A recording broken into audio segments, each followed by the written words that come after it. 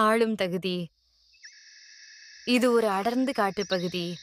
இங்க ஏராளமான விலங்குகளும், பறவைகளும் மற்றும் பூச்சிகளும் எல்லாம் வாழ்ந்துகிட்டு இருந்துச்சுங்க. அரிய வகை தாவரங்களும் கூட இங்க இருந்துச்சு. ஆனாலும் காட்டில் வர எல்லா மிருகங்களும் சந்தோஷமா தான் இருந்துச்சு. நான் இந்த காட்ட ஒரு பலசாலி ராஜா ஆட்சி செஞ்சுட்டு இருந்தாரு. எதுக்கும் பயப்படாத தைரியமும், கம்பீரமான நடையும், காடே அதிரக்கூடிய அளவுக்கு அவரோட கெர்ச்சனையும், அவரோட நல்ல குணமும் தான் காரணம். இது எல்லாத்துக்கும் சொந்தக்காரர் இந்த சிங்கராஜா தான். இப்படியெல்லாம் நல்ல சந்தோஷமா போயிட்டு இருக்கும்போது, ஏனோ தெரியல சிங்கராஜாவுக்கு உடம்பு சரியில்லாமல் போக ஆரம்பிச்சது. இதனால காட்டுக்குள்ள தவறுகள் அதிகமாக ஆரம்பிச்சது. இந்த சிங்கராஜாவை பிடிக்காத சில விலங்குகள் எல்லாம் ஒன்று சேர்ந்து, இந்த காட்டை நம்ம கைப்பற்றி நாமளே ஆளலாம்னு நினைச்சதுங்க.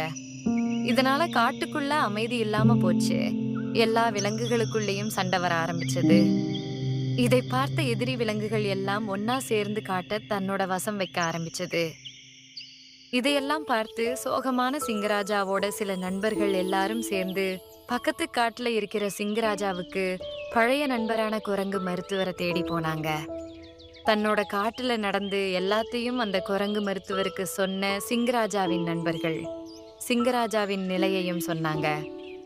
இதை கேட்ட குரங்கு மருத்துவர் தன்னோட நண்பனுக்கு இப்படி ஆனதை நினைச்சு அந்த காட்டுக்கு போயிட்டு தன்னால முடிஞ்ச எல்லா மருத்துவத்தையும் அந்த சிங்கராஜாவுக்கு செஞ்சு அவர் எழும்பி நடக்க வச்சது. அது மட்டும் இல்லாம சிங்கராஜாவுக்கு முன்னாடி தனக்கு இருந்தது மாதிரியே அதிகமான பலன் வந்ததையும் உணர்ந்துச்சு. இதை பார்த்த சிங்கராஜாவின் நண்பர்களும் குரங்கு மருத்துவரும் ரொம்பவே சந்தோஷப்பட்டாங்க. அதுக்கப்புறம் சிங்கராஜாவும் அவரோட நண்பர்கள் எல்லாரும் சேர்ந்து ஆலோசனை பண்ணி அந்த எதிரி விலங்குகளை தன்னோட போட்டியிடும்படியா சிங்கராஜா அழைப்பு விடுத்துச்சு. போட்டிக்கு வந்த எதிரி விலங்கும் சிங்கராஜாவும் ஆக்ரோஷமா ஒருத்தரை ஒருத்தர் தாக்க ஆரம்பிச்சாங்க. இறுதியில சில காயங்கள் பட்டாலும் சிங்கராஜா ஜெயிச்சாரு. இதுக்கப்புறம் காடும் அமைதியா இருந்துச்சு.